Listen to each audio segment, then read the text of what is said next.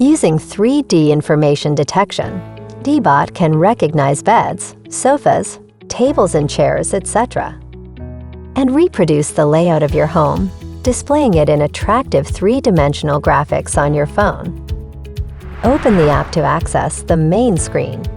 When 2D house map is complete, tap the 3D icon to open the 3D map display page, which displays the automatically recognized furniture.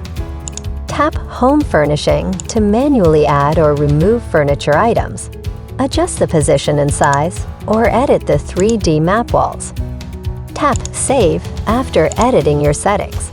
Tap Furniture Area Cleaning button, select the furniture graphic on the map, then tap the Start button in the bottom left corner to start cleaning around or under the specified furniture. You can also zoom in on the 3D map to check the cleaning operation status.